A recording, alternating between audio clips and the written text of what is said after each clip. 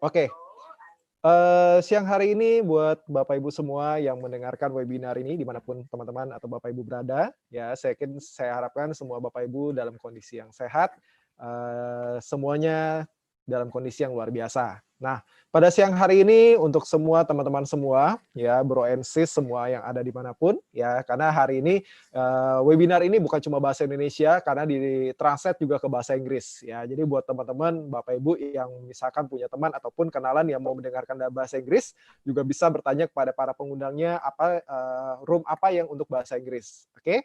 Nah, sekarang Bapak Ibu webinar ini berjudul New Normal New Business Model, a Perfect Startup for Millennial. Oke.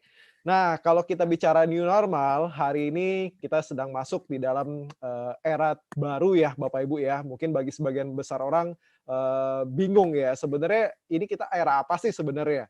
Nah, cuma nanti akan dijelaskan oleh para narasumber kita, Bapak Ibu. Nah, cuma sebagai gambarannya, kalau Bapak Ibu tahu, ya saya mungkin bacain beberapa hal deh Bapak Ibu. Ya, mungkin bagi sebagian besar sudah dengar tentang berita ini ataupun yang belum. Nah, saya mau kasih tahu nih Bapak Ibu, ternyata di bulan Juli 2020, ini ada beberapa fakta ya. Ya, perusahaan-perusahaan ternama Amerika ya, kebanyakan di Amerika Serikat ya, kalau kita bicara sekarang Victoria's Secret ya, itu dinyatakan bangkrut Bapak Ibu. Ya, kemudian Zara itu menutup 1.200 tokonya ya, termasuk perusahaan-perusahaan seperti Chanel, Hermes, ya Patek Philippe, Rolex itu nggak bisa lanjutin produksinya lagi Bapak Ibu. Ya, dengan segala macam perusahaan-perusahaan yang lain termasuk traveling ya. Jadi kalau Bapak Ibu tahu Airbnb pun itu mengatakan ya 12 tahun kerja keras hancur dalam waktu cuma 6 minggu. Ya, jadi Bapak Ibu bisa bayangkan seperti apa dampak dari COVID-19 ini di seluruh dunia itu dampaknya luar biasa. Ya, terjadi banyak sekali PHK dan lain-lain. Oke. Nah, sekarang Bapak Ibu, apa sih sebenarnya tujuan webinar kita hari ini? Ya, jadi kita bertujuannya adalah memberikan insight, referensi dari mereka yang bergerak di industri terkait dan para pelakunya. Oke, nah sebenarnya untuk siapa webinar ini? Ya, jadi untuk semua teman-teman milenial, terutama milenial seusia saya ya, kita bisa bilang ini masih milenial yang lagi mencari bisnis yang tepat, tapi juga bukan cuma untuk milenial saja. Ya, bisa juga untuk Bapak Ibu yang sedang mencari tambahan usaha untuk membantu keluarga, ataupun untuk para sahabat yang ingin banting setir dari karyawan dan memulai usaha sendiri. Nah, sekarang malah pada siang hari ini, ya beruntungnya nih kita ya Bapak Ibu ada 2 orang narasumber yang sangat luar biasa. Ya, mereka dari korporasi internasional yang sudah berpengalaman puluhan tahun, baik bekerja maupun sebagai pebisnis dan investor. Nah, siapa sajakah mereka? Oke, nah saya akan tampilkan ya, mungkin kalau Bapak Ibu tadi sebelumnya sudah melihat slide yang pertama. Oke. Nah, pembicara yang pertama yang nanti akan saya undang, ya beliau orang yang sangat kompeten sekali, ya. Nah, yang pertama adalah Ibu Teresia Tristini. Oke. Nah, dengan latar belakangnya sebagai seorang IT director, ya berpengalaman 23 tahun di bidang perbankan, retail dan beauty, ya saat ini sebagai di Body Shop Indonesia dan entrepreneur dan investor. Oke. Nah, pembicara yang kedua adalah Bapak Matias Kasih, ya beliau berpengalaman kerja 22 tahun di dunia di dunia korporasi internasional, ya mantan Direktur Planning dan Logistik PT Unilever Indonesia, mantan Global Unilever Supply Planning Leads, dan beliau juga ada seorang mantan Global Supply Chain Head Pure Eat Unilever Indonesia dan entrepreneur dan global investor. Oke. Nah, jadi kalau Bapak Ibu sudah berkenalan dengan siapa narasumbernya, nah pada sesi yang pertama ini saya akan mengundang pembicara yang pertama Bapak Ibu, yaitu Ibu Teresia Tristini yang akan memberikan paparan mengenai bisnis yang ideal di masa sekarang. Ya, khususnya untuk kita-kita milenial udah bosen nih kerja fixed time dari jam 9 sampai jam 5, ataupun teman-teman yang mau mulai bisnis sendiri, ataupun tadi bagi Bapak Ibu yang mau mencari tambahan penghasilan sendiri, ya sebenarnya konsep bisnis yang ideal itu seperti apa sih? Oke, nah mau nggak sama-sama kita mengundang ya, dan hari ini ada seorang yang luar biasa tadi yang saya sudah katakan, Ibu Teresia Tristini yang akan menyampaikan apa sebenarnya bisnis yang ideal tersebut. Oke, saya serahkan kepada Ibu Teresia Tris. Selamat siang, brother sister guys. Apa kabar? Saya menyapa dengan brother sister and guys karena tadi host Leo bilang bahwa ini adalah untuk milenials ya. Yang saya lihat sekarang nih muka-mukanya, muka-muka milenial semua nih. Oke? Jadi umur itu Ya, hanya angka banyak ya. milenialnya Bu Tris. Iya, umur hanya angka. Yang penting jiwa dan spiritnya milenial, benar nggak? So, seminar hari ini cocok untuk semua yang hadir hari Yes. ini. Ya, gitu ya Leo ya. Saya juga milenial. Pernah jadi milenial dan selalu milenial dalam hati gitu. So, brother sister, Yes. saya akan sharing berdasarkan pengalaman saya dan insight saya selama di bidang di korporasi ya. So, yuk kita lihat dulu, saya sharing screen ya. Sebentar, oke. Bisa lihat kah screen saya? Bisa dilihat? Jadi kan gini ya, setelah pandemi, seperti apakah masa depan saya? Itu pertanyaan semua orang. Dan juga para milenial yang baru lulus kuliah. Seperti apa masa depan saya? Baru saya wisudaan gitu ya. So, ini saya berikan satu video yang sangat menarik. Kita saksikan video berikut ya. Di masyarakat ini ada 4 kelompok manusia. Kelompok pertama, banyak uang tetapi tidak punya waktu. Kelompok kedua, mempunyai waktu, tidak mempunyai uang. Kelompok ketiga, tidak mempunyai uang dan tidak mempunyai waktu. Dan kelompok keempat, mempunyai uang dan mempunyai waktu. Ada di kelompok manakah Anda sekarang? 1, 2, 3, atau 4?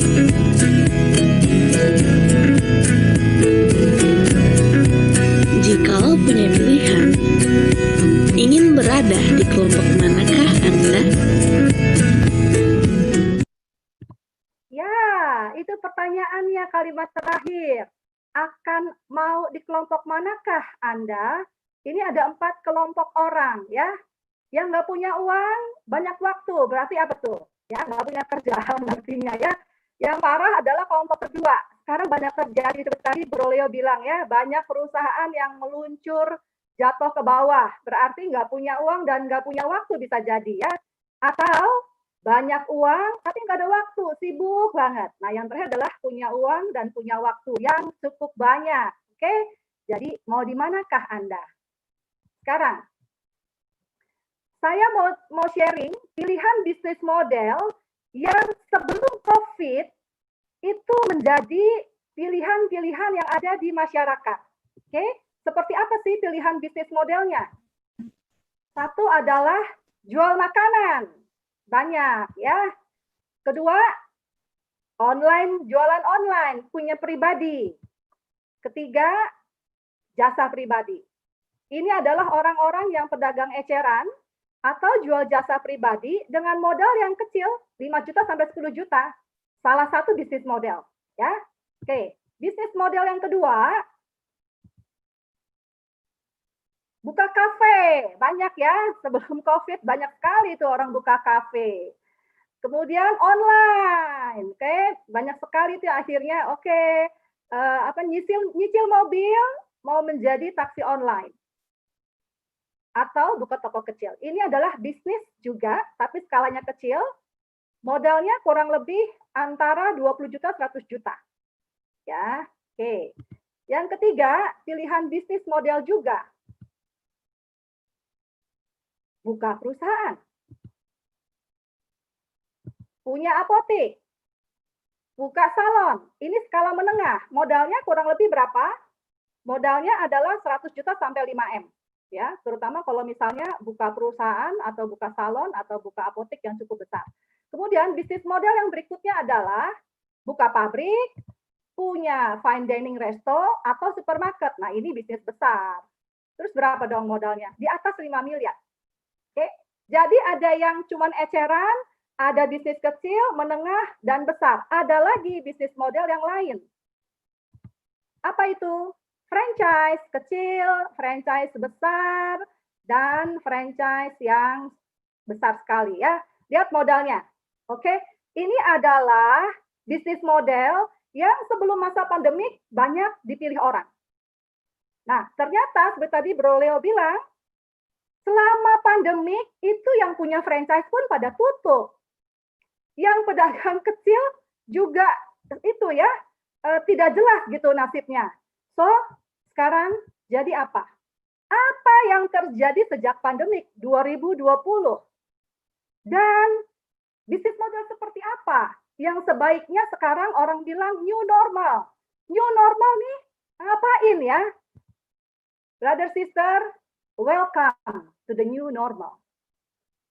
So, sejak pandemik, apa yang terjadi? Ini adalah perubahan behavior. Orang sosialisasi online. Oke? Karena social distancing, karena PSBB, nggak boleh ketemu. Jadi di rumah, tapi saya tetap mau temenan. Tetap mau bisa ketemu dengan keluarga. Makanya berterima kasih kepada teknologi. Berterima kasih kepada internet. Seperti sekarang, ya kita bisa ketemu karena internet. Karena teknologi, gitu. Yang kedua, belajar juga online. Dari anak SD, SMP, SMA, bahkan kuliah, sekarang online. Guru-gurunya, dosen-dosennya dipaksa gitu ya, untuk bisa memberikan ilmu secara online. Yang ketiga apa? Belanja online. This is a new normal.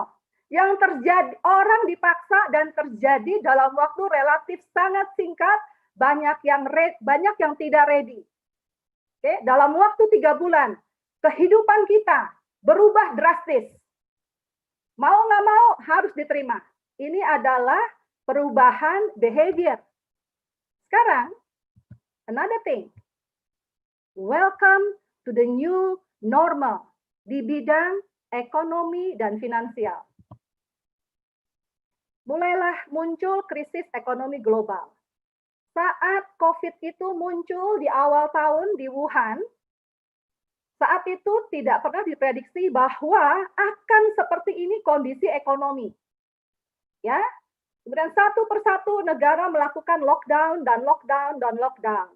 Saat itu di awal Februari orang masih bilang gitu, oh ya yang kena tuh pasti tourism, yang kena tuh adalah hotel, yang kena itu adalah perusahaan penerbangan karena orang nggak boleh keluar. Ternyata setelah Februari dan 3 bulan kemudian sampai terakhir adalah Juni dan awal Juli, yang kena imbas, brother sister, ini. Perusahaan kecil, perusahaan menengah, perusahaan besar tutup. Oke, so imbasnya apa? Ini yang terjadi sekarang. Oke, welcome to the new normal. Pertanyaannya, are we ready? Oke. Sekarang, oke, saya bisa jadi adalah orang yang kena imbas dari krisis ekonomi global. Bisa jadi adalah kena imbas saya mungkin, atau brother sister, atau teman-teman yang kenal adalah, saya sih, perusahaan saya belum tutup, tapi bisa jadi adalah gaji saya dipotong, atau saya dirumahkan sementara, tapi saya nggak dapat gaji. Sampai kapan? Nggak tahu. Bisa jadi juga adalah bahwa itu perusahaannya benar-benar tutup. So, dalam situasi seperti sekarang, oke, saya mau cari pekerjaan, sangat challenging sekarang ini. Karena banyak perusahaan tutup, mau cari pekerjaannya di mana? So, kemungkinannya adalah apa? Saya mau punya bisnis. Sekarang, saya mau sharing, bisnis yang ideal itu yang seperti apa sih? Ya, satu, sekarang ini kalau mau punya bisnis harus e-commerce atau digital. Kenapa? Karena tadi orang belanjanya online. Udah sangat nyaman. Sejak 3 bulan terakhir sejak COVID, pertanyaan saya, siapa yang nggak belanja di Tokopedia sekarang? Ya, Tokopedia, Shopee, Bukalapak, Lazada itu sangat menanjak gitu ya.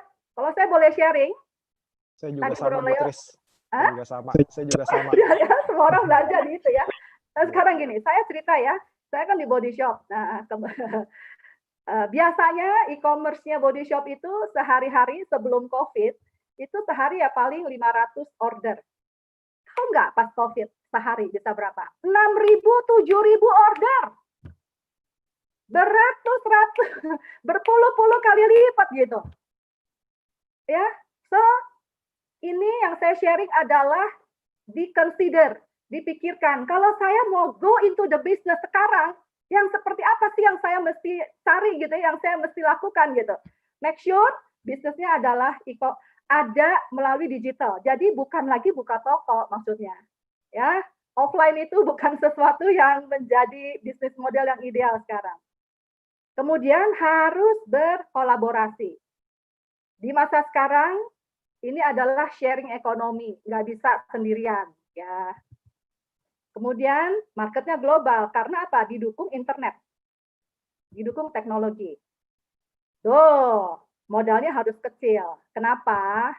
Karena di sini, ini balik bisnis ya, modal kecil maunya hasilnya besar dan resikonya harus kecil. Kenapa begini sekarang, bisnis ideal? Karena brother sister, banyak sekali orang-orang yang sekarang mau terjun ke bisnis, tapi tidak punya pengalaman bisnis. Pengalamannya adalah karyawan selama ini, gitu ya. Tapi karena nggak bisa kerja, ya udah deh, saya mau bisnis. So, yang saya terangkan di sini adalah bisnis-bisnis yang harus dilakukan pada saat nggak punya pengalaman bisnis. Jangan sampai nanti semua tabungan ditaruh di bisnis dan hilang, gitu ya. Jadi resikonya harus dipertimbangkan. Kemudian harus bisa dilakukan oleh siapapun. Baik yang baru lulus kuliah, maupun yang sudah punya pengalaman kerja, maupun ibu rumah tangga, maupun karyawan. Oke, karena ini adalah contoh gini ya, kenapa bisnis itu harus seperti ini sekarang, brother sister, sekarang ini supply karyawan itu banyak sekali di market. Gampang sekali, karena jutaan dari yang berhenti bekerja, plus jutaan dari yang fresh graduate. Para fresh graduate harus berpikir bagaimana caranya berkompetisi dan pada saat melamar pekerjaan dengan para karyawan yang sudah berpengalaman. Saya kebetulan karena kapasitas saya tuh dapat akses ke nama-nama orang yang istilahnya sudah tidak bekerja dari semua level. Dari level paling bawah sampai level direktur itu banyak sekali. Dan mereka mencari pekerjaan. So artinya ini para millennials yang nggak punya pengalaman kerja, bagaimana caranya mencari peluang pekerjaan bersaing dengan para orang-orang yang udah punya pengalaman. So artinya adalah apa? Mesti cari peluang bisnis. Tapi nggak pernah punya pengalaman bisnis. Artinya harus cari bisnis yang bisa dilakukan oleh orang-orang yang nggak punya pengalaman bisnis. Gitu ya. Dan mudah diduplikasi. Kalau saya punya bisnis, saya mau bisa bahwa bisnis saya bisa dilakukan juga orang-orang lain. Ya, biarpun saya tidak berpengalaman gitu. Terus harus nanti ujung-ujungnya residual income. Bisa diuangin dong, of course ya, karena tujuan bisnis adalah mau menghasilkan uang dan bisa diwariskan. Oke? Nah, ini yang penting ada support system. Why? Nanti akan dijelaskan. Kenapa? Karena ini yang mendukung orang berhasil secara bisnis. Oke ya, yang nggak punya background bisnis, gimana caranya bisa berhasil dan bisa menduplikasi. Oke, ini adalah 12 model bisnis yang brother sister harus consider pada saat sekarang nih di masa COVID. Saya mau buka bisnis karena saya cari pekerjaan nggak dapat. Ya. Nah, ini adalah salah satu insight yang saya dapat dari hasil research ya.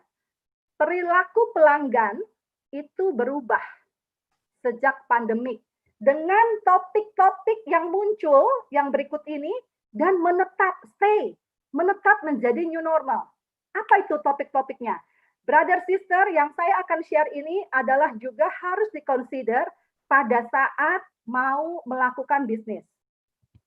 Satu, ternyata health and wellness menjadi sesuatu yang sangat dicari orang, benar nggak?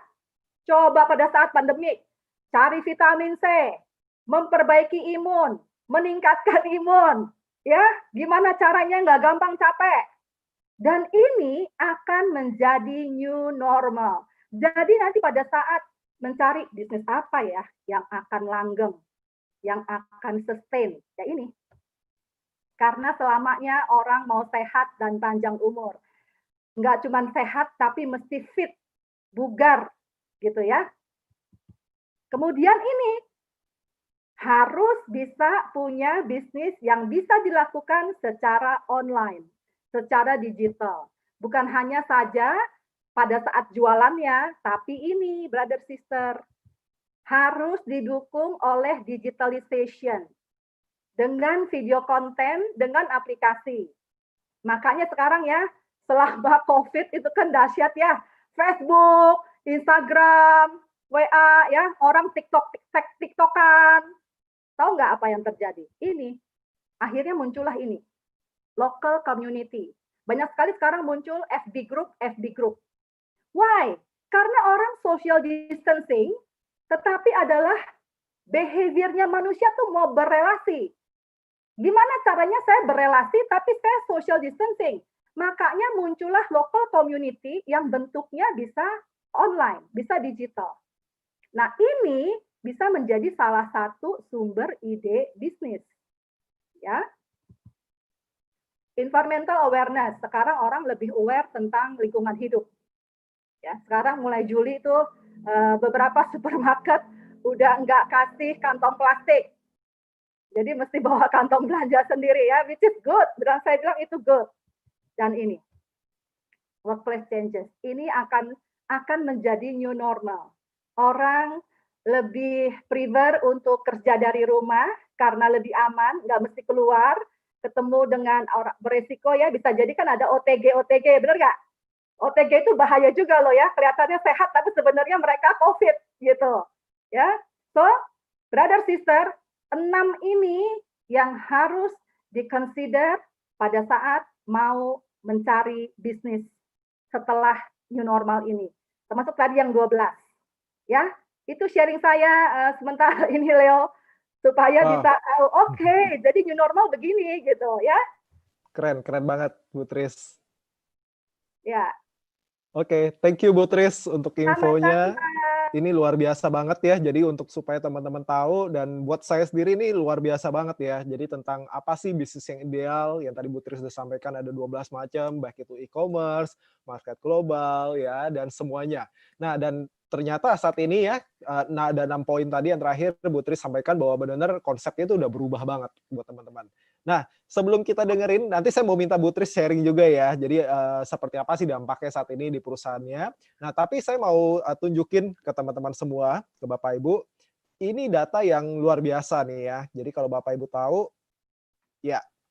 Nah, buat informasi nih buat Bapak Ibu semua ya. Bapak Ibu kalau nonton berita ataupun baca di media sosial ini banyak sekali ya dampak dari COVID-19 ini ya, lebih dari 1.000 karyawan Air Asia terdampak pandemi virus corona, Traveloka memberhentikan staf 100 orang, ya Airi ya kalau Bapak Ibu tahu Airi Hotel itu tutup saat ini ya, sudah tutup permanen ya. Di berita di CNN bilang Gojek Grab PHK karyawan 430, Grab 300-an. KFC juga sama ya, Ramayana sama, dan yang baru-baru ini lagi hot Pizza Hut Bapak Ibu ya. Hot memang panas sih Pizza Hut ya, tapi Pizza Hut-nya panas karena udah terancam berangkut juga Bapak Ibu. Nah, dan dari Kemnaker, ya Kementerian Tenaga Kerja mengatakan 96,5% perusahaan di Indonesia itu terancam pandemi COVID-19. 57,1% pendapatannya turun, 39,4% berhenti operasi, dan hanya 1% yang naik. Wow, ini luar biasa banget. Ini data baru, masih baru ya. Baru tanggal 1 Juli 2020 Bapak Ibu ya. Nah, jadi nih Bapak Ibu, kalau Bapak Ibu sudah lihat seperti apa dampaknya, memang serem-serem, bukan cuma sekedar serem, mengerikan ya Bapak Ibu ya. Nah, tapi kita mau tahu nih dari dua narasumber kita Ya, yang pertama mungkin dari Bu Tris dulu nih ya. Jadi apa sih yang dilakukan oleh mau tahu dong company-nya saat ini seperti apa yang dilakukan oleh perusahaannya. Terus habis itu juga untuk kita-kita nih yang baru mau mulai usaha, kira-kira apa aja sih yang bisa dilakukan mengacu dengan 12 poin tadi ya, 12 poin bisnis ideal. Apakah mungkin untuk kita tuh memulai dengan kriteria tersebut? Oke, silahkan Bu Tris. Bisa banget. Brother sister guys, saya sharing ya. Saya sharing apa yang di perusahaan saya yang kami lakukan gitu ya. Oke. Bisa kelihatan video saya, slide saya, Leo? Belum, ini masih yang 6 poin tadi, Bu. Oke, ya. Iya. Oke. Now, brother sister guys, Oke. saya mau sharing lah salah satu bisnis model yang diterapkan korporasi besar. Dan trennya ini terjadi sekarang ya. Saya sharing dari sisi body shop. Oke. Body shop itu berdiri dari tahun 76. Sedikit sharing ya, di UK oleh Anita Roddick. Mudah-mudahan ada yang menjadi pelanggan juga di sini ya. Sama jualan gitu. Nah, pada saat Anita Roddick itu mendirikan body shop di UK, itu salah satunya adalah direct selling. Sekarang ini di seluruh dunia, direct selling yang ada di body shop itu hanya 2 negara, UK dan Australia. Kemudian sekarang ini body shop dibeli oleh perusahaan Natura Brazil tahun 2015 gitu ya, nggak salah ya, 2015 deh. Nah, kemudian 2019 akhir tahun lalu November itu Natura, korporasi besar di Brazil sebagai holding company-nya body shop membeli Avon. Tahu Avon ya? Avon adalah direct selling yang fokus pada beauty karena Natura itu memang beauty company gitu. Avon itu pada saat itu punya 5 juta beauty consultant. Wah, saat saya dengar itu saya bilang, wow, berarti perusahaan-perusahaan besar, korporasi besar di dunia melihat bahwa direct selling adalah salah satu bisnis model yang menjanjikan. Oke, nah titik di situ ya. Kemudian pada saat COVID berjalan, impact-nya adalah saya ngomong body shop. 90% toko body shop seluruh dunia tutup. 90%. Wow, 90% ya, Bu. 90%. Wow. Oke. Yang menarik adalah direct selling. Yang tadinya sebelum COVID hanya berkontribusi 15% sampai 18% total sales, pada saat COVID menjadi 50%. Nah, terus tahu nggak apa yang membuat jadi dahsyat? Banyak tadi Leo bilang ya, banyak perusahaan korporasi dunia yang gulung tikar atau turun secara growth, pertumbuhan. Kita baru aja selesai review 6 bulan pertama performance-nya Body Shop. 6 bulan pertama pada saat COVID dan setelah COVID, pertumbuhan Body Shop plus 2%. Plus 2%. Dan itu 50%-nya adalah dari direct selling. Wow, itu berarti Yes. terbesar ya Bu Tris ya dari direct selling ya? Right. Jadi ini sekarang tahu nggak apa? Mau di-apply ke negara-negara lain. Menurut saya begini, harus dilihatnya begini. Yes, di satu sisi itu memberikan growth income kepada perusahaan. Tetapi itu juga artinya memberikan income kepada para pelaku. Iya kan?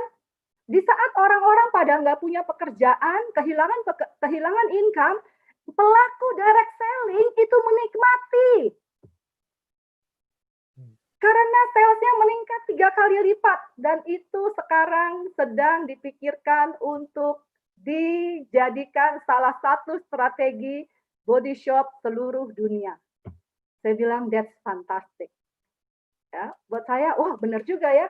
Dan kalau dilihat tadi kan, hubungannya tadi sama yang 6 bisnis yang consider online dan local community.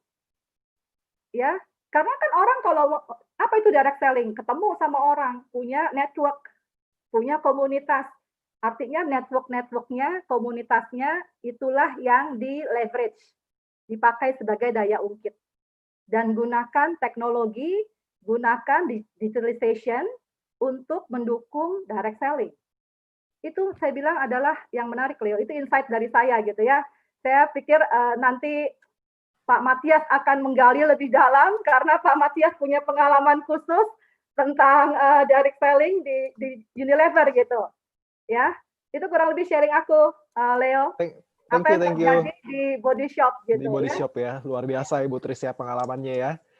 Nah, sekarang nih, Bapak Ibu, kita coba dengerin satu lagi dari Bapak Matias Kasih ya, yang beliau sangat luar biasa. Kalau Bapak Ibu tahu ya, perusahaan Unilever, siapa sih yang nggak tahu produknya? Kita setiap rumah, kita semua ada produknya Bapak Ibu ya.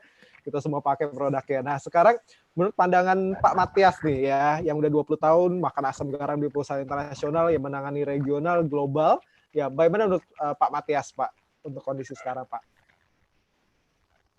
Halo, apa kabar dulu sebelumnya? Baik, thank you Pak Matias. Leo, Bu Tres, thank you tadi pandangannya, sharingnya, very insightful. Oke, dari saya menarik banget ya, saya catat banyak sekali. Ternyata Body Shop sekarang adalah salah satu dari yang 1% kalau nggak salah. Tadi kalau dari Kemenraker ya, saya catat tadi dari Leo, 96% perusahaan terdampak. Sebagian besar itu kelepek-kelepek gitu kan, kita bilang gitu ya. Ya nggak? Tetapi ada 1% yang growing. Nah, yang 1% growing ini sebenarnya di luar perkiraan saya loh, Bu Tres. Ya, karena yang pasti adalah satu yang pasti growing apa? Farmasi. Ya, bisnis yang bergerak di industri farmasi, kesehatan, ya, nutrisi itu pasti sekarang ini menjadi prioritas, ya kan. Kita bayangkan sanitizer dan lain-lain, health mask dan lain-lain. Kemudian yang kedua adalah logistik gila banget, online, betul kan? Itu lebih gila lagi saat ini ya, peluangnya luar biasa, efisiensi yang dilakukan ya kita bisa lihat. Kemudian apalagi Bu Tri sekarang di industri IT kan, betul nggak? Maksudnya di mengepalai IT. Tentunya IT ini luar biasa, service provider, kita bicara online semuanya lari ke situ. Nah, ini yang menurut saya growing dan mereka sekarang lagi menikmati gitu ya. Tetapi luar biasa kalau tadi Bu Tris bisa bilang bahwa ternyata consumer goods, contoh produk-produk kecantikan bahkan juga mendapatkan result yang bagus karena mungkin cepat sekali ya, cepat melakukan perubahan. Nah, memang saat ini pandemi enggak sesuatu yang totally di luar dugaan semua orang, betul nggak? Itu hampir 4 bulan doing nggak bisa ngapa-ngapain, lockdown segala macam. Nah, kalau barusan Bu Tris cerita mengenai bisnis model, saya juga melihat bahwa yang namanya bisnis model direct selling ini adalah salah satu industri atau bisnis model yang sangat-sangat menarik untuk bisa dievaluasi, direview, dilihat ke depannya. Kenapa? Pada saat, kalau kita ingat dulu ya, masih ingat mungkin Indonesia krisis 1998, betul ya? Itu yang salah satu yang besar sekali impact-nya. Nah, saya coba melihat kilas balik saat ini, waktu kemarin bulan April, itu jalan-jalanan Jakarta juga kurang lebih seperti itu. Orang jualan di jalanan, ya kan, mencoba berbagai macam usaha. Dan sebenarnya ini adalah market yang sangat bagus untuk entrepreneurship. Di middle up, ya, menengah bawah juga tentunya. Jadi tidak tertutup kemungkinan untuk setiap orang usaha. Tapi poinnya adalah yang tadi Bu Tris bilang itu sangat-sangat bagus. Saya catat ada 12 kriteria ya model bisnis. Nah, saat ini dengan perubahan drastis internet itu sangat-sangat membantu bisnis berkembang ke depannya. Jadi benar-benar harus melihat, kalau pandangan saya juga harus benar-benar melihat dan menggunakan yang namanya online, yang namanya internet sebagai alat bantu kita. Efisiensi sangat luar biasa di situ. Benar, ya. Saya masih ingat 5-6 tahun lalu pada saat mulai usaha sendiri, bangun bisnis, ya kan? Karena membangun ke luar negeri juga, mau tidak mau ya ke luar negeri, visiting people ya ke Afrika, ke berbagai negara di Asia, itu cost-nya besar. Dan itu kan mau tidak mau harus kita put as a business cost. Tapi sekarang 3 bulan terakhir, basically dengan konteks seperti sekarang ini kita bicara lewat Zoom, lewat berbagai macam aplikasi online, itu kan cost reduksinya luar biasa dan bisnis jalan, betul ya. Nah ini yang menarik. Nah, saya akan share sedikit, kalau boleh di sini buat teman-teman juga dari apa yang kami lakukan saat ini dan sama ya kita melakukan beberapa research.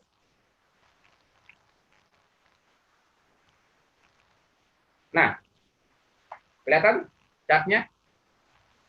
Oke, direct selling global. Nah, ini. Kelihatan chartnya? Ya, Pak. Ya.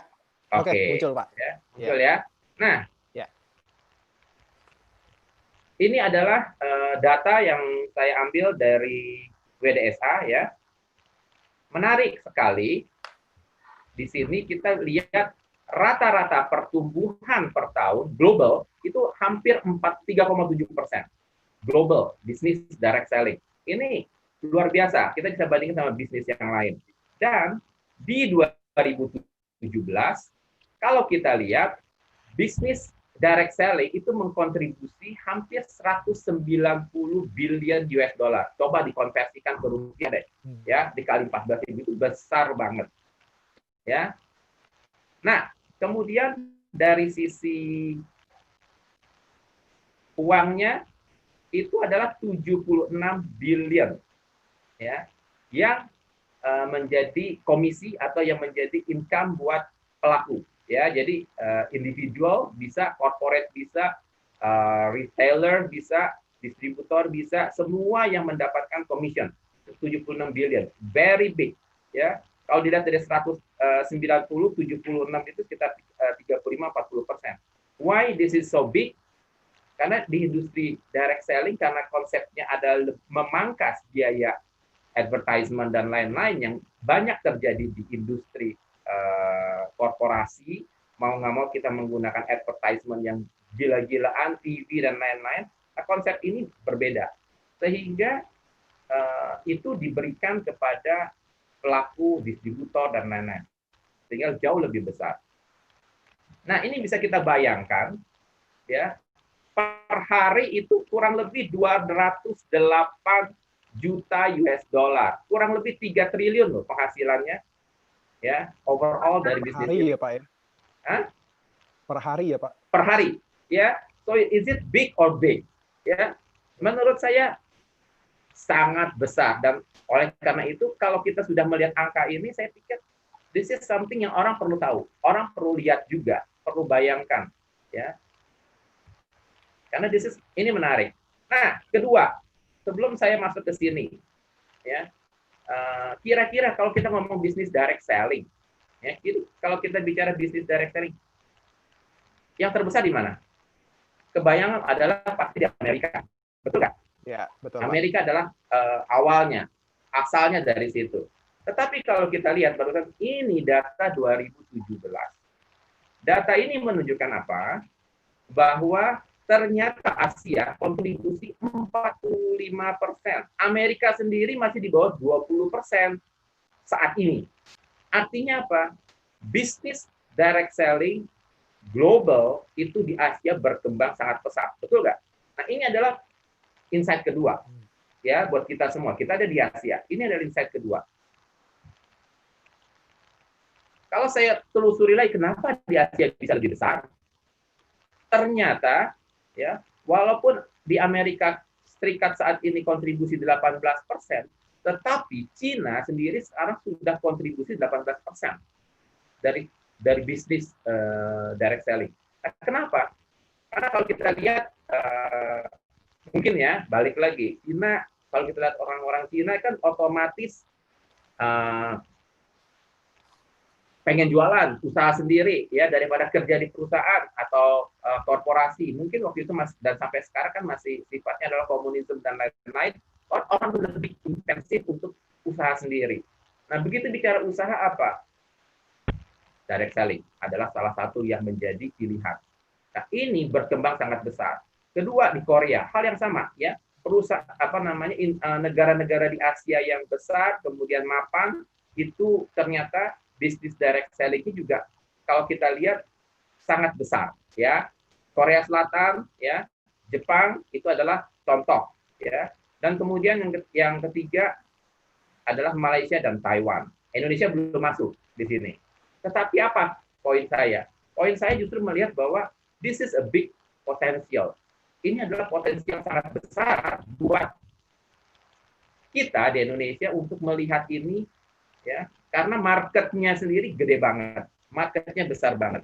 Nah, ini bisa menjadi catatan buat kita. Nah, sekarang saya masuk ke poin berikutnya, ya. Oke, sebelum ke sana, saya masuk ke poin berikutnya. Sekarang, kalau tadi kita bicara mengenai bisnis direct selling gitu ya, saya sangat antusias bicara ini. Kenapa? Karena buat saya dan buat teman-teman sekalian yang kebetulan hadir hari ini ataupun ikut lewat YouTube, ya, beberapa poin yang bisa dipertimbangkan. Satu adalah konsep bisnis ini secara tidak langsung kalau saya lihat dari tadi Ibu Tris jelaskan, itu hampir semuanya termasuk.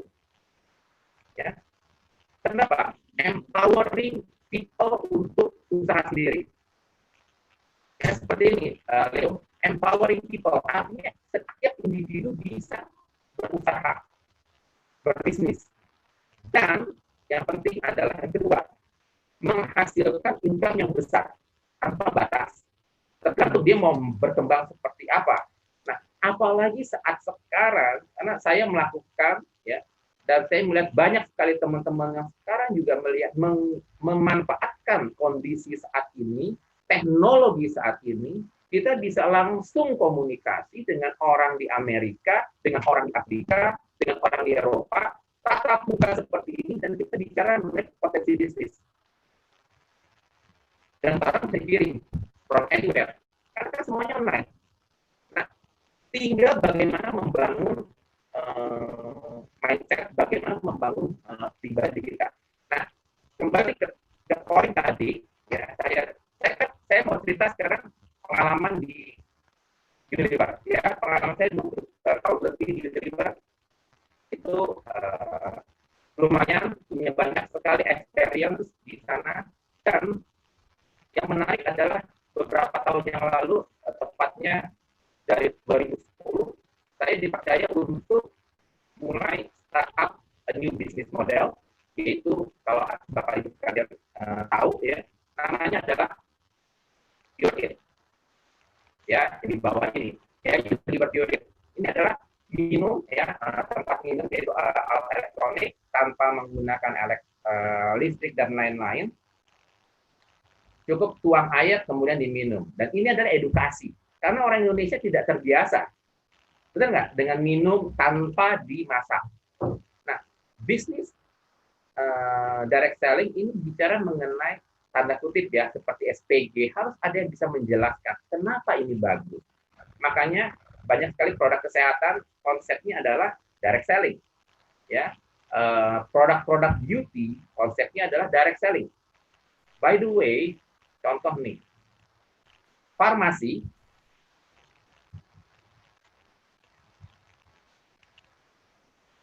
ya. Nah, bentar. Ya. Nah, farmasi, contoh ya, industri farmasi itu larinya kemana? Yang produk-produk tertentu lari kemana? Dokter. Menurut saya ini adalah kurang lebih konsep direct selling. Kenapa? Perusahaan farmasi harus bisa menjelaskan kepada customer-nya, itu pada dokter, bahwa kelebihan produknya terhadap produk yang lain apa. Ya, dia harus punya community, dia harus punya personal touch untuk mengerti kebutuhan dari dokter. Oke?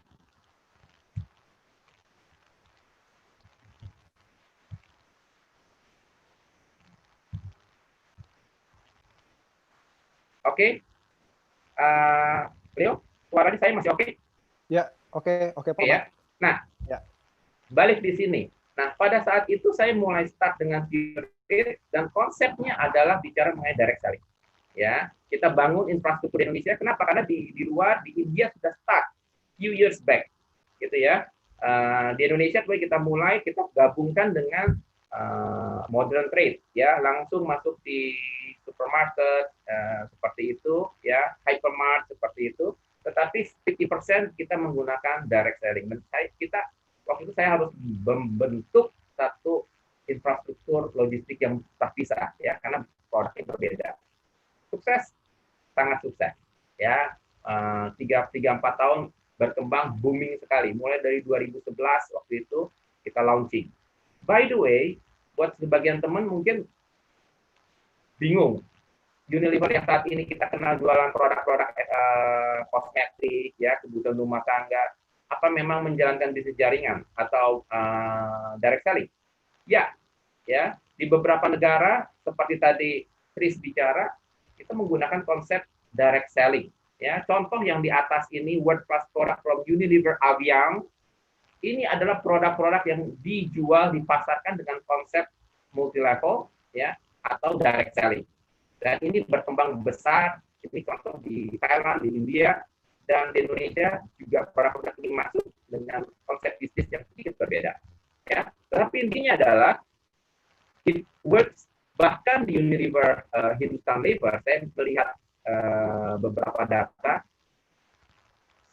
merupakan industri direct selling dari Unilever India itu adalah salah satu yang terbesar di India, ya. Nah, ini yang menarik. Tetapi kenapa di beberapa negara contoh tidak bergerak atau belum berhasil dengan baik? Ini yang perlu diperhatikan juga, ya. Nah, contoh misalnya contoh kedua adalah tadi Bukres kan mengatakan bahwa model ini mau dievaluasi, betul kan? Indonesia. Nah, by the way, Unilever sudah melakukan itu, ya. Dan saya juga melihat, saya ambil contoh di sini adalah salah satu perusahaan lokal, Garuda Food, mungkin Bapak Ibu Bro and Sis juga aware, ya, juga menggunakan konsep ini untuk salah satu bisnis unitnya, ya. Cuma saya tidak tahu apakah sekarang masih jalan apa tidak, ya. Nah, ini adalah sharing saya yang semoga bisa membantu, ya, memberikan gambaran pemahaman lebih lanjut, ya. Terima kasih. Wah, thank you Pak Matias. Ya, luar biasa. Menarik ya, semoga ini bisa memberikan insight. Menarik banget, Pak. Menarik banget, benar banget. Ya, sharing dari Bu Tristi ini tentang Body Shop maupun Pak Matias pengalamannya di Unilever. Ya, itu benar-benar udah buka mata saya dan buka mata kita semua ya. Mungkin buat teman-teman semua di sini di masa saat ini ya, di masa sekarang ini. Nah, tapi boleh nggak diceritakan juga mungkin sama Pak Mat ya, kira-kira apa sih tantangan yang dihadapi kalau kita milih opsi ini ya? Kalau tadi Pak Mat bilang tentang direct selling. Nah, key success factor-nya ini apa, Pak? Ya, mungkin ini banyak teman-teman yang mau tahu nih, sebenarnya apa sih sebenarnya key success factor-nya gitu loh, faktor keberhasilannya kalau kita memilih opsi yang barusan, Pak. Boleh, Pak Matias? Suara saya kedengaran? Cukup jelas? Oke. Ya, oke, Pak. Oke. Nah, beberapa hal, kalau saya bilang, sekali lagi saya sharing berdasarkan pengalaman saya ya, pengalaman saya, dan ini semoga bisa menjadi input, insight juga buat teman-teman semua. Kalau saya lihat adalah bisnis itu kita harus punya pengalaman, dan setiap bisnis model itu beda-beda, ya. Kenapa ada bisnis model katakanlah modern trade langsung kepada hypermart, ya big market seperti itu. Kenapa ada yang lewat distributor, ya kan? Kenapa ada yang menggunakan online langsung? Nah, ini beda-beda. Nah, harus punya expertise di sana. Kalau kita tidak punya pengalaman, tidak punya expertise, kita bisa salah langkah. Ya. Nah, itu yang tadi kalau saya catat poin nomor 12 yang disebut sebagai support system. Ya. Nah, support system ini menurut saya penting sekali. Dalam menjalankan bisnis itu penting sekali. Ya. Boleh saya sharing mungkin di situ ya, sedikit ya, sehingga punya Ya, boleh Pak. memberikan gambaran. Nah, kenapa support system ini penting pada saat kita ingin menjalankan satu bisnis? Nah, balik lagi saya bilang kalau misalnya kita mau usaha buka toko roti gitu ya, atau misalnya restoran, dengan konsep yang penting saya bisa mendapatkan income sudah selesai. Ya sudah. Tetapi kalau balik lagi, kalau saya ingin membuka satu restoran atau kedai apapun, tetapi punya pemikiran, ini adalah setahun. Dalam waktu 10 tahun, saya pengen punya franchise, saya pengen punya cabang 100, contohnya. Dan perlu belajar banyak, dan support system itu sangat penting. Ini yang menjadi key highlight ya. Kenapa? Agar bisnis kita itu duplicable dan sustain dan bisa bertahan terus. Harus ada support system ya. Kemudian yang kedua adalah untuk menghindari potensi kesalahan yang sama yang berulang-ulang.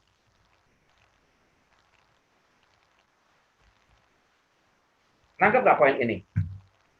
Iya, Pak. Jadi nggak perlu try and error, Pak ya? Tidak perlu trial and error. Nah, sebenarnya konsep ini sudah dipakai sama perusahaan-perusahaan korporasi besar, dan ambil contoh apa? McDonald. Kalau saya mau ngambil franchise McDonald, ya bisa nggak saya cat saya punya gedung dengan warna hijau dan biru? Nggak bisa. That's very standard, harus merah dan kuning. Ukuran burgernya sekian, pemanasan sekian, konsep semua pemanggang dan lain-lain seperti apa, ready, harus diikuti dia. Ada pelatihan training, bukletnya tebal-tebal, semuanya harus dilakukan. Bahkan pemilik franchise mungkin harus pergi dulu ke Amerika, belajar dulu, mulai dari cleaning service dan lain-lain. Kita sering mendengar cerita mengenai itu, betul nggak?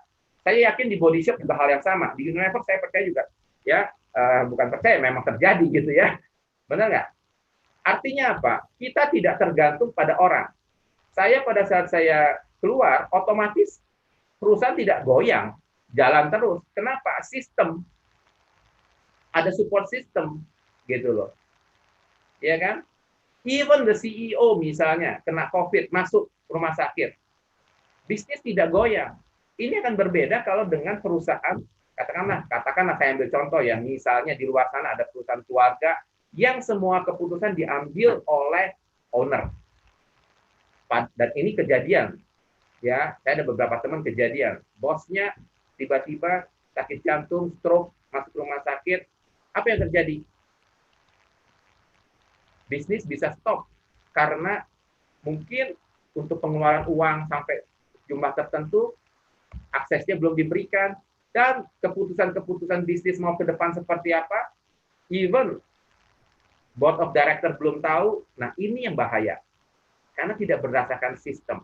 Nah, ini yang saya bilang sistem support itu sangat penting. Sorry. Salah slide. Nah, saya lanjutin ya. Iya, Pak. Nah, balik lagi bicara mengenai support system. Support system yang baik, kalau menurut saya setelah saya ikut, pasti banyak banget ya di luar sana. Nah, kalau kita mau usaha sendiri berbeda dengan kalau kita bekerja di perusahaan besar terutama ya. Kalau perusahaan besar, otomatis begitu masuk hari pertama kita sudah diberikan buklet setebal-tebal mungkin, betul ya. Tetapi kalau kita mau usaha sendiri, yakinkan ya bahwa kita ada komunitas, ya, ada yang mengerti, bisa membimbing. Nah, saya sebut ini sebagai sekolah bisnis. Ya, bagaimana membangun diri kita itu menjadi entrepreneur yang benar, gitu ya.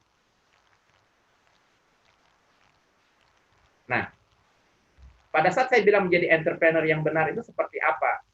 Bukan cuma bicara produk atau jualan atau strategi bisnisnya seperti apa, tetapi skill, ya, knowledge, kemudian mindset. Karena individu pada saat kita mau start bisnis, terutama saya cerita sekarang kepada teman-teman yang katakanlah ya 30 ya, teman-teman kaum milenial gitu ya, di mana kita baru lulus, punya idealisme tinggi, saya mau lakukan bisnis ini, tapi Anda nggak punya pengalaman. Pengalaman itu penting. Nah, kalau Anda nggak punya pengalaman, Anda harus punya mentor, dan mentor ini yang tepat, yang menjalankan. Sorry to say, ya, di luar banyak sekali yang ngajar A, B, C, D, E, F. Nah, kita harus tanya, Anda sudah menjalankan belum? Sehingga bisa cerita seperti itu. Anda harus mencari orang yang sudah melakukannya. Contoh, orang kalau tanya kepada saya, ya, bagaimana menjalankan organisasi planning atau perencanaan maupun logistik di Indonesia sehingga cost-nya bisa sedemikian murah. Kenapa perusahaan A, kenapa perusahaan B cost-nya tinggi? Kenapa di perusahaan, contoh di Unilever waktu itu bisa sedemikian bagus, below 5%. Saya bisa cerita. Pure, kenapa? I'm experienced. Saya menjalankannya. Saya tahu komponen-komponen apa yang harus dilakukan secara global. Gitu ya. Detail-detail ada tim yang menjalankan, tetapi yang penting saya tahu. Dan kalau ada perusahaan membutuhkan itu, advice, saya sudah jadi konsultan juga. Ya kan, kenapa? Ini yang harus diperbaiki, ini yang harus diperbaiki. Gitu loh. Evaluasi. Nah, dalam menjalankan bisnis pribadi, sama. Temukan partner, temukan orang, mentor yang bisa membimbing Anda. Ini penting banget. Catat ini. Karena kalau tidak, seperti tadi, ya, Bro Leo, itu akan trial error, dibohongin. Tadi Tri juga bilang, saya punya uang sekian banyak, saya mau start bisnis. Bisa-bisa lenyap dalam waktu setahun, 2 tahun, karena kita tidak mengerti. Ya. Ya. Oke, jadi nah, karakter, ya, attitude, ini semua penting sekali untuk dibangun. Jadi bukan cuma bicara mengenai technical, hati-hati. Ya, bukan cuma bicara mengenai technical. Nah, menarik sekali kalau saya bicarakan next-nya.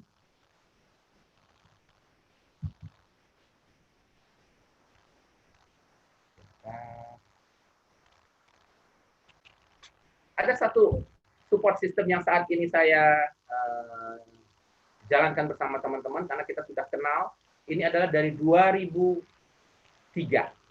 Jadi balik lagi, seperti tadi saya bilang, bukan baru tapi sudah. Ini adalah salah satu contoh, ya, boleh nanti teman-teman catat ya sebagai perbandingan. Ini dari 2003. Jadi sudah kurang lebih berapa tahun? 17 tahun, ya kan? Artinya layak ya, kalau sudah 17 tahun sudah dewasa, betul nggak? Jadi sudah layak untuk dijalankan, sudah terbukti. Dan sudah terbukti belum? Ya. Nah, ini menarik sekali. Apa saja yang diajarkan ya dalam program FFG ini ya pada komunitas ini?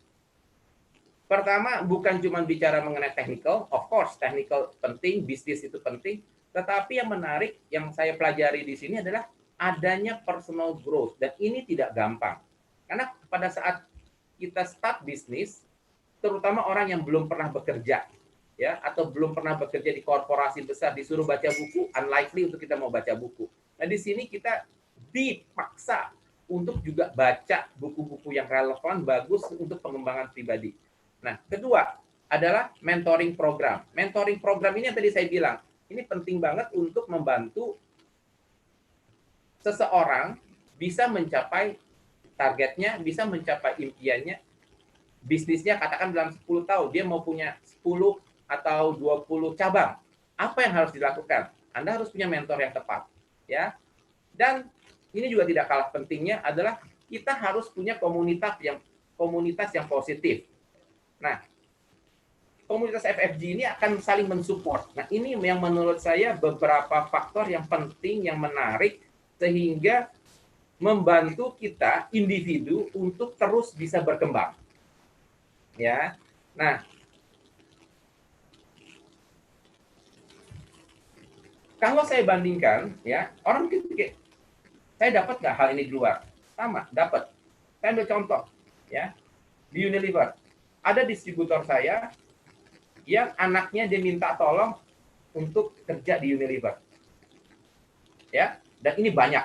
Saya ambil contoh kebetulan karena saya di Unilever dan saya percaya banyak terjadi di dimanapun, siapapun pengusaha mau anaknya itu kerja dulu di korporasi, apakah itu di Body Shop, apakah itu di Bank BCA ataupun dimanapun. Kenapa? Get the experience. Sehingga pada saat nanti anaknya atau keluarganya atau siapapun balik setelah 5 tahun, 10 tahun kerja, dapat absorb all the information, cara kerja, SOP, bisnis seperti apa, dia bisa terapkan di perusahaannya. Gak ada poin nggak? Itu yang terjadi di Unilever gitu ya. Nah, perlu magang, perlu proses. Nah, ini yang penting kalau menurut saya, ya, salah satu hal yang menarik. Nah, itu diajarkan di FFG. Dan ini menurut saya salah satu benefit, salah satu kelebihan atau value dari FFG. Nah, by the way, FFG ini foundernya adalah Bapak Onggi Pianata, ya. Ya. Nah, menariknya beliau adalah orang Indonesia. Ya, jadi artinya apa? Kita di Indonesia, kita punya support system FFG ini dari Indonesia. Nggak perlu cari jauh-jauh lagi ke luar negeri, contohnya. Ya. Dan ini adalah luar biasa. Kenapa? Karena beliau juga di sini saya ambil contoh masuk dalam majalah Networking Times. Ya, ini adalah salah satu majalah mengenai bisnis, ya, pengembangan bisnis untuk network yang didistribusikan di lebih dari 60 negara seluruh dunia. Ya.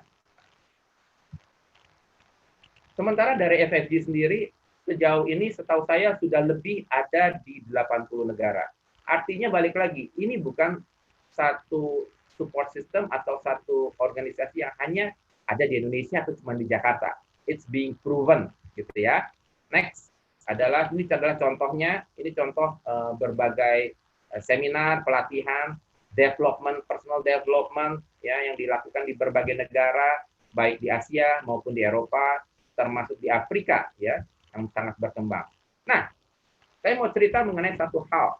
Kalau kita bicara mengenai bisnis, kita bicara mengenai track record, ini adalah hal yang saya boleh sharing sebagai satu kebanggaan. Ada 2 case di sini, ya. Satu adalah saya mau cerita mengenai yang di sebelah kanan ini, kalau Anda lihat namanya adalah Dr. Raul Ruben, ya, Giono, ya. Nah, Dr. Raul ini bilang dia punya title-nya sekarang Network Marketing Beyond Profession, ya. Beliau start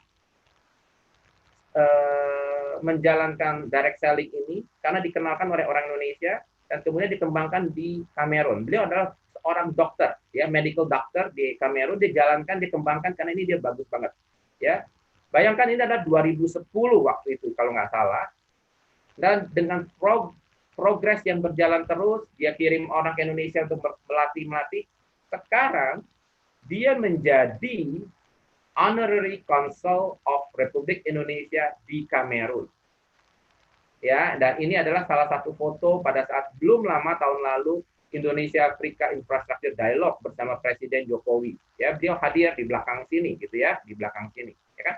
Nah, ini menunjukkan apa? Melalui bisnis ini kemudian berkembang, dia dilihat memberikan kontribusi, ya, terhadap Indonesia dan akhirnya juga ditunjuk oleh pemerintah Indonesia menjadi perwakilan Indonesia di Kamerun. Dan bisnis dia saat ini kalau nggak salah sudah berkembang di Eropa, di Amerika, ya. Itu satu. Ya, ini bicara mengenai proven track. Artinya sistem FFG ini sudah terbukti. Bukan cuma di Indonesia saja. Kedua adalah Yin Fang. Beliau adalah orang Singapura, bekerja di korporasi. Nah, tahun 2008 setelah beliau pensiun, dia di Singapura, belajar untuk menjalankan bisnis jaringan, ya, sampai ke Amerika mencari sistem dan segala macam, akhirnya bertemu dengan FFG, singkat cerita berkembang, ya. Tetapi cerita berubah di mana 2011 beliau kena kanker dan meninggal. Menariknya, setelah beliau meninggal, bisnisnya tetap jalan, tetap memberikan hasil, dan ini yang disebut tadi, kalau nggak salah, bisa diwariskan. Kalau saya catat tadi dari Ibu Kris, model bisnisnya bisa diwariskan. This is happening. Nah, ini adalah bukti mengenai apa yang saya bisa share di FFG. Ya, buat bahan pertimbangan, buat input, buat teman-teman sekalian yang hadir. Another point adalah ini adalah an established global network. Ya, di sebelah kiri kalau bisa dilihat ini adalah winning the crisis. Itu bahasa Perancis ya. Ini adalah Dr. Rowe, kemudian dengan founder kita Bapak Mufianata, dan dengan sahabat saya yang luar biasa Ibu Aili, ya, melakukan perjalanan dan meeting online ya di seluruh dunia. Jadi kita lihat jamnya berbeda. Di sebelah kanan ya, ini adalah seminar di tahun 2019 yang lalu kita adakan di Kamboja ya, untuk Asia 1.500 orang, 2.000 orang waktu itu di sana. Nah, bicara mengenai self development ya, personal development, membangun manusia pada saat membangun bisnisnya. Nah, ini adalah contoh bahwa bisnis model direct selling bisa menjadi satu opsi. Ya. Pertanyaannya, are you ready? Ya kan? Untuk melihat ini sebagai satu opsi. Nah, sebelum saya tutup, itu adalah komunitas. Ya, kita membangun mindset, membangun skill, membangun experience, tetapi kan perlu produk yang kita pasarkan. Nah, produk apa yang kita pasarkan? Kita mencari partner, karena kita tidak menjual atau tidak membuat sendiri. Kita mencari partner yang tepat. Ya, partner yang tepat. Ponggi waktu itu memutuskan setelah melihat berbagai macam opsi yang ada di market, kita bekerja sama dengan Bizword. Ya, ini adalah satu perusahaan korporasi skala global ya, dan menariknya juga bekerja atau memasarkan produk-produk yang terkait dengan kesehatan dan wellness. Ya, Bizword saat ini ada di 20 negara, perwakilan di 20 negara, 6 kontinen. Ya, contoh di Eropa ada di Italia yang mewakili seluruh Uni Eropa. Ya, di Amerika juga ada ya, mewakili seluruh Amerika. Ya, nah ini adalah Bizword ya, partner kita untuk produk.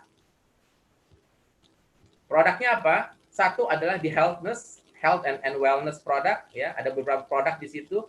Itu adalah satu line bisnis sendiri yang saat ini benar-benar sangat-sangat bagus dan sedang berkembang. Kedua, kita ada online travel ya. Saat ini memang mempersiapkan diri untuk begitu COVID ini selesai, ini akan terbang kembali ya, tapi ini menarik banget, dan kita juga akan memasuki berbagai macam produk-produk baru lainnya di financial service dan lain-lainnya. Nah, ini akan berkembang sangat besar ke depannya. Sehingga kembali kepada teman-teman sekalian, menurut saya pilih ya, tentukan mau yang mana, ada berbagai macam opsi ya. Yang saya sharing di sini adalah salah satu yang bisa dipertimbangkan untuk didiskusikan, ya. Karena pilihan itu penting agar kedepannya itu kita tidak trial dan error. Saya kira itu dari saya. Terima kasih banyak atas waktu dan kesempatan yang diberikan. Saya kembalikan Bro Leo. Wah, thank you Pak Matias. Waduh, luar biasa ya, Bapak Ibu. Kalau mau dibayar nih nggak bisa, saya nggak tahu nih mesti bayar berapa ya Pak Matias dengan Bu Tris ya, membagikan ilmunya buat kita. Kita kontribusi lah, ya kan? Karena kontribusi. kita sudah mengalami, dan ya. Saya pikir balik lagi ini penting. Apapun yang kita dapat akan sangat bermanfaat kalau kemudian hal itu bagus kita sharing kepada orang lain, sehingga orang lain bisa mendapatkan inspirasinya, bisa mendapatkan insight-insight-nya untuk kemudian mereka kembangkan. Dan kalau memang mau berdiskusi lebih lanjut, feel free, ya, no charge. Waduh, thank you Pak Matias, Bu Tris. Sama, Bu Tris, thank you banget. Tadi sharingnya, insight-nya saya dapat banyak. Thank you. Oke, mengingat waktu Bapak Ibu, yang mungkin kita buka 1-2 pertanyaan buat Bapak Ibu yang mau bertanya seputar tentang apa yang dijelaskan oleh Ibu Tris dengan Pak Matias. Ya, mungkin cuma 1 atau 2 aja ya. Kalau ada yang ini saya boleh langsung Bapak Ibu boleh tulis di grup chat ataupun mungkin di YouTube juga boleh. Ya, di YouTube saya juga lagi buka YouTube-nya. Jadi kalau Bapak Ibu ada yang mau tanyakan boleh kepada narasumber kita ya nantinya ya. Oke. Ya, sambil Ya, menunggu. Ya, sambil menunggu nggak silakan. apa-apa. Nggak apa-apa. Ini mumpung free dan sudah dibuka Mumpung tuh, free. siapa saja boleh nanya ke siapa saja katanya. Ya. Oke, nah ada satu pertanyaan nih Pak. Ini mungkin untuk Pak Matias ya. Pertanyaannya berapa modalnya Pak? Kira-kira bisnis seperti ini modalnya berapa besar ya? Oh, modalnya. Oke. Ya. Modalnya saya kira gini. Oke, kalau ngomong modal nanti sebaiknya diskusi lebih lanjut. Tetapi kalau saya bilang modal itu sangat relatif, Bapak Ibu sekalian. Betul ya, teman-teman sekalian, modal itu sangat relatif. Kenapa? Tergantung seberapa besar bisnis yang mau kita bangun. Tetapi kalau saya bilang industri direct selling ini luar biasa banget karena kita bisa start saat ini ya, kita bisa start dengan uang kurang katakanlah uang 1 juta, 10 juta, ini bisa start. Tapi saran saya agar ini menjadi bisnis yang serius. Karena kenapa? Yang penting itu Bro Leo ya. Ya. Kalau saya bisa start bisnis dengan uang 100.000 nggak? Bisa. Saya bisa start nggak bisnis ini dengan uang 10.000? Bisa. Jualan apapun bisa, bener nggak? Ambil dulu karena Gojeknya 10.000 misalnya. Bisa nggak? Bisa. Tetapi apakah 10.000 itu memberikan value buat saya untuk stay 10 tahun kalau ada tantangan? Mungkin cepet 10.000 udahlah, ongkos bensin lupakan, 1 hari juga cepet lupa. Saya lihat dari sisi itu. Jika start katakanlah dengan 10 juta sampai 50 juta, persiapkan diri karena ini bukan bicara mengenai, ini ada investasi. Investasi, siapkan uang yang cukup, 10 juta oke, yang bisa 50 juta oke, yang bisa 100 juta oke. Betul ya? Sama seperti kita mau invest franchise Indomaret atau Alfamidi, contohnya, kan ada yang kecil, ada yang agak besar. Ada yang di jalan kecil, sewanya lebih murah, ada yang di jalan utama, sewanya lebih mahal. Sehingga investasi kita berapa? Ya, kurang lebih sama. Ya. Nah, tapi kita bisa nanti diskusi lebih lanjut. Yang terpenting adalah tadi mindset. Bahwa pada saat, dan ini penting, pada saat saya sudah investasikan 50 juta, saya harus yakin itu harus berhasil. Nah, FFG di sini membantu, memberikan training, memberikan motivasi, memberikan tools, ya, tapi selebihnya harus dilakukan. Ya, selebihnya harus dilakukan. Gitu ya. Jadi bisa start dari berapa? Start dari 1 juta bisa, start dari 10 juta bisa. Let's talk. Oke? Wow. Luar biasa, ya. Pak Mat. Iya, jadi ini ada kalau beberapa sorry saya baca, kebetulan ada yang private ke saya. Oh, boleh Pak. Pak Matias, ini dari Nurman Mulyadi ya. Salam kenal balik Pak ya. Kenal dengan Pak Ajo, Pak Nyoman serta Pak Yoga saat diuli. Salam kenal ya. Semua teman-teman lama biasanya kenal baik ya, kenal baik dan salah satu yang saya suka di Unilever adalah brother and sister, semuanya itu saling punya relationship yang sangat kuat ya. Nah, ini yang lebih penting ya. Bukan branding perusahaannya, branding perusahaan bisa punya value yang berbeda, tetapi kita sebagai sesama kolega itu saling perhatian, saling membantu, saling support ya. Terima kasih Pak Mulyadi, nanti kita bisa diskusi lagi. Kemudian gini, ada yang bertanya, Bapak atau Ibu A, ya namanya A di sini ya. Mau bertanya, Bapak disebutkan sebagai investor, apa Bapak bermain saham? Ya, saya main saham. Ya, ada saham, ada yang lain juga, ya, ada properti, macam-macam. Oke. Potensi income-nya seperti apa? Ya. Potensi income-nya seperti apa? Tadi saya sudah jawab kalau nggak salah ya. Benar nggak? Ya. Potensi income-nya tergantung seberapa jauh kita mau bisnis ini. Sama seperti, saya balik lagi, sama seperti distributor ya.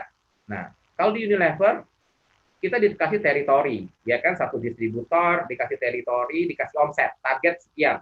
ya kan? Nggak boleh melewati teritori, ya, benar nggak? Nah itu juga nggak mudah gitu ya, itu aja nggak mudah, dia fokus gitu, masing-masing dikasih. Tetapi kalau misalnya daerah tertentu tidak berkembang, biasanya apa yang terjadi? Kamu nggak berkembang, dikasih waktu setahun, 2 tahun, 3 tahun nggak berkembang, ganti. Nah, diganti sama distributor lain, bisa pengembangan dari distributor pertama berkembang.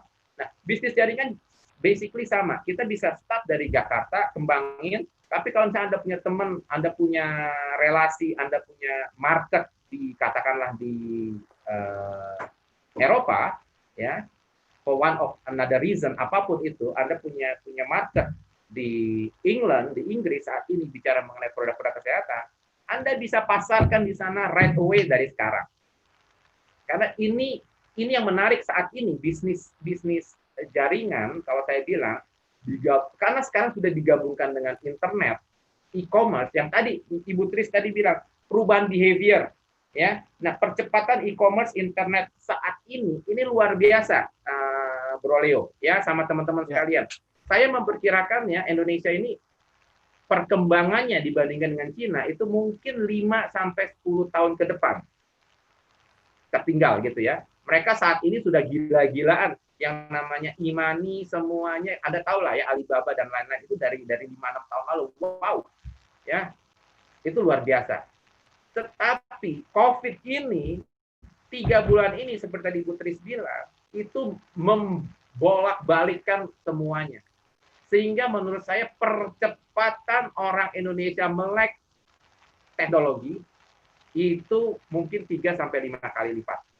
Sehingga sekarang orang sudah lebih behaviornya yang contoh lah, saya walaupun pengguna internet dan lain-lain, saya bukan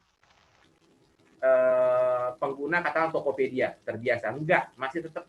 Tapi kemarin ini menjadi satu experience pakai Tokopedia, beli barang gitu kan ya, walaupun sampai sekarang nih contoh nih, sampai hari ini belum kepake ya kan, belum sempat gitu ya, sudah beli. Tetapi dengan experience itu membuat apa, oke nih ya, cepat nih, menjadi apa, nyaman, dan akibatnya apa, saya akan menjadi terus kan. Nah ini kan proses percepatan. Kalau nggak terjadi ini, mungkin saya 2 tahun lagi baru nyoba. Dan itu banyak. Sekarang semua sekolah sudah namanya online. Betul nggak? Guru dipaksa nggak? Berapa banyak guru yang tidak bisa menggunakan Zoom apapun, aplikasi apapun? Dipaksa nggak? Dipaksa. Sehingga percepatan. Ya. Nah, boleh saya ada pertanyaan nih, Pak Tegar bertanya, bagaimana di kondisi new normal sebuah bisnis bisa berkembang ekspor atau luar negeri? Barusan saya sudah jawab, ya kan? Hanya dengan online. Yang penting kita punya bisnisnya, kita bisa ceritakan proposalnya, marketnya seperti apa, potensinya seperti apa. Itu kemudian set a meeting point melalui Zoom, dan itu sudah kami lakukan, ya, sudah kami lakukan di Eropa, di Afrika, ya. Dan menariknya ini adalah global supply chain. Artinya apa? Saya menjalankan bisnis dengan modal 10 juta, dengan 20 juta, tetapi saya harus melihat perusahaan yang global, sudah tidak lagi main lokal. Ada potensi, artinya gitu ya, ada potensi global. Dan Bizword itu global. Kalau tadi sekilas saya cerita, ada 20 perwakilan office atau logistik di seluruh dunia. Artinya hari ini kalau ada saya bisa masuk, apakah itu melalui LinkedIn, apakah itu bisa masuk melalui any business community, ya, masuk ke Uganda contohnya, bicara bisnis dengan siapapun di Uganda, dan langsung kalau confirm harga berapa, mereka mau jalankan, mereka punya office, kita akan kontak kantor terdekat kita, ya, saat ini regional office di Afrika itu ada di Uganda juga, mereka bisa kirim, ya kan? Nah, that's the business, ya. Sorry tadi Tris ada yang mau. Iya. Thank you banget Pak Matias ya. Saya banyak belajar nih dari korporasi besar gitu ya tentang dunia direct selling. Saya sempat bilang gini, brother sister guys, direct selling itu istilah milenialsnya adalah dropshipper, affiliate marketing. Itu ada sama sebenarnya direct selling. Ya kan Pak Mat? Istilah kerennya kan itu ya, dropshipper and affiliate marketing. Oh, kalau sekarang itu sangat menjadi tren yang seperti Pak Ahmad bilang gitu, orang Amerika ngomongnya dropshipper, affiliate marketing, ujung-ujungnya dapat komisi kan gitu. Direct selling sama aja. Ya, so again, yang tadi Pak Matias bilang, pada saat jadi dropshipper, affiliate marketing hanya menjadi sales force. Direct selling hanya menjadi sales force, pasukan penjual. Tapi di FFG, kalau saya tadi dapat belajar dari Pak Matias, correct me if I'm wrong ya Pak, bahwa bukan hanya menjadi penjual, tapi dilatih menjadi bisnis, pebisnis. Benar ya Pak? Absolutely. Jadi yang tadi saya bilang bahwa kita, karena saya menjalankan bisnis ini, saya mentoring teman-teman, yuk sama-sama gitu kan. Contoh sebagai dokter gitu kan, dokter muda dia harus praktek kan, operasi orang, didampingi sama dokter senior, caranya seperti apa, seperti itu ya kan. Dan pada saat kunjungi pasien kan seperti itu. That's the mentoring. Nah, di bisnis, unfortunately kadang-kadang kita jalan terobos sana terobos sendiri karena jalan sendiri. Nah itu saat ini udah bukan zamannya. Tadi kan sama, Ibu Tris kan bicara, zaman sekarang adalah zaman kolaborasi, zaman affiliate. Kalau zaman dulu tahun 70, bapak saya usaha ya kan, sebisa mungkin dia nggak kasih tahu orang lain supplier dia, bahaya, saingan, bener nggak? Saya restoran, saya nggak kasih tahu resep. Sekarang resep orang justru kasih tahu kemana-mana, betul nggak? Totally different game change. Oke? Ya, jadi menurut saya memang ini saya ngomong dari sisi IT ya, teknologi ya, manfaatkan internet sebagai daya ungkit, gitu. Makanya kenapa tadi ada yang tanya, bisa nggak sih jadi bisnis global? Bisa banget. Bisa promo lewat sosial media, Facebook, YouTube gitu ya. Saya bilang ini adalah memang eranya untuk punya bisnis sendiri dan kita bisa belajar. Gitu ya, Pak Mat? Ya. Thank you so much untuk sharingnya nih siang Ada ini. pertanyaan nih, saya langsung di sini aja ya dari saudara Edwin Nova Malik, ya kan? Apakah brand satu produk memiliki pengaruh yang besar untuk meraih kesuksesan dalam menjalankan konsep bisnis berbasis direct selling? Brand is one thing, ya. Yang paling penting adalah produknya sendiri itu manfaatnya ada nggak? Karena it tells. Kalau produknya bagus, ya kan, tinggal bagaimana kita memarketkan ini. So number one, product quality is the must. Ya, product quality is a must. Kedua adalah siapa yang memarketkan ini. Ya, nah, contoh misalnya kalau Anda mau minta ini, yuk FFG tertarik ya untuk memarketkan ini. Orang akan lihat kan seberapa besar komunitas FFG. Oh, kita ada di 80 negara. Persis sama kenapa contoh saya bilang, balik lagi ya, Hypermart, Indomaret, Alfamart, itu bisa bernegosiasi sama supplier. Karena dia punya sekian banyak cabang di seluruh Indonesia, sehingga kita akan melihat, waduh, jualannya besar ya kalau mereka mau memasarkan. Get the point. Itu poin yang kedua. Ya, dua hal itu semoga menjawab. Yang lainnya nanti boleh dilanjutkan. Saya rasa itu ya. Sementara itu dulu. Ya, thank you Pak Matias, thank you Bu Tris. Waduh, luar biasa untuk insight-nya semua. Siang hari ini saya nyatet banyak banget nih ya dari Bu Tris. Nah, kesimpulannya nih teman-teman semua ya dari apa yang disampaikan oleh Pak Matias dengan Ibu Tristini ya, ada beberapa catatan tapi yang luar biasa kalau tadi Bu Tris bicara soal 12 bisnis model. Nah, yang saya tangkap itu adalah direct selling itu menjadi salah satu opsi terbaik untuk saat ini ya, yang benar-benar mencakup semuanya ya, sudah lengkap semua. Bahkan tadi narasumber kita tuh menyarankan untuk melihat bisnis direct selling atau dropshipper tadi dikatakan ataupun affiliate marketing yang dipadukan dengan e-commerce. Ya, e-commerce yang kita sebut menjadi e-networking ya. Nah, itu sebagai pilihan bisnis masa depan. Ya, bukan cuma masa depan tapi mulai dari sekarang ya Bapak Ibu bisa mulai ya untuk membuka seperti apa sih ya. Nah, tapi dengan catatan harus punya support system yang bagus. Ya, tadi Pak Mas udah sampaikan ya, harus punya support system yang bagus. Nah, salah satu yang udah terbukti di dunia itu adalah FFG ya, yang bekerja sama dengan Bizword ya, yang memang sudah global di dunia dengan reputasi yang sangat baik. Nah, jadi sekarang Bapak Ibu sekalian ya, teman-teman semua kalau ada pertanyaan ya Bapak Ibu bisa tanyakan lebih lanjut kepada partner bisnis yang Bapak Ibu sudah kenal saat ini, ataupun melalui akun atau YouTube channel Florence Kasih ya. Jadi kalau Bapak Ibu yang bergabung di YouTube juga bisa bertanya di situ, ataupun boleh like dan juga ya Bapak Ibu bagi yang bermanfaat mendapatkan manfaat yang luar biasa dari webinar ini, boleh like, boleh share, subscribe ya YouTube channelnya Ibu Florence Kasih. Oke.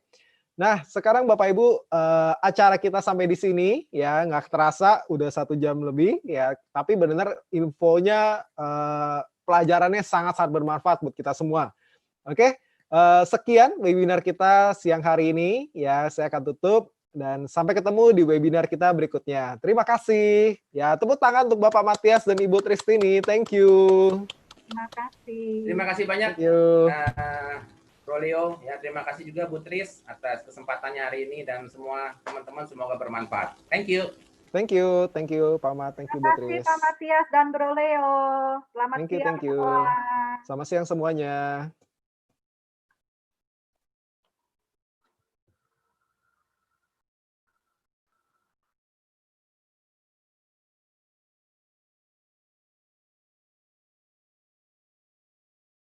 Hide away, they say, 'cause we don't want your broken parts. I learned to be ashamed of all my scars. Run away, they say, no one will love you as you are. But I won't let them break me down to dust. I know that there's a place for us, for we are glorious. When the sharpest words wanna cut me down, I'm gonna send the blood, gonna drown a mind. I am brave, I am bruised, I am who I'm meant to be. This is me. Look out, 'cause here I come, and I'm marching on to the beat I drum. I'm not scared to be seen, I make no apologies. This is me.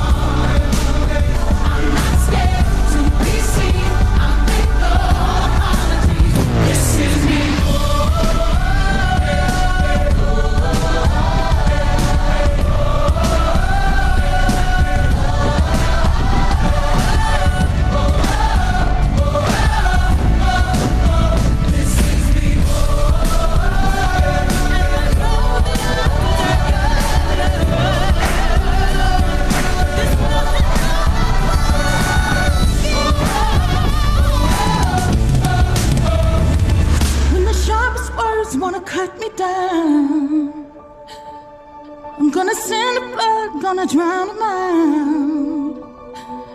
This is brave, this is bruised, this is who I'm meant to be, this is me. Look out, 'cause here I come. And I'm marching up to the beat I drum. To the beat I step. To be seen, no apologies. This is me. Whenever the words wanna cut me down, I stand in love to draw them up.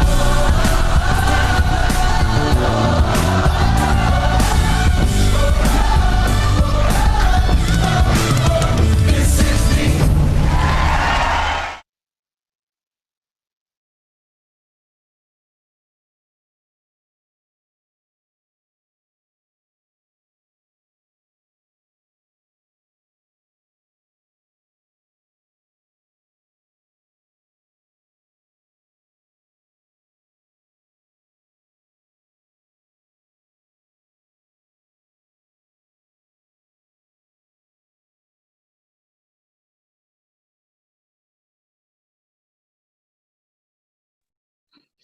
Pak Nurman Mulyadi, ada yang bisa dibantu, Pak?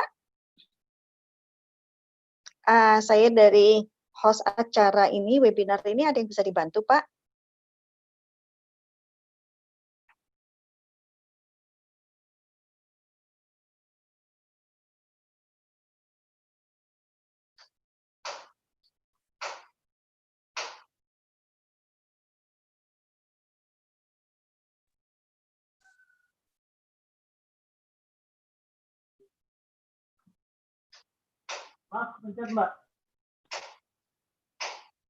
Tadi ada angkat tangan, ada yang bisa dibantu, Pak? Maaf Mbak, kepencet Mbak. Kepencet. Oh ya, oke, makasih. Ya. Nah, kita ya, ruang Zoom-nya kita tutup ya. Sampai ketemu di seminar yang lain.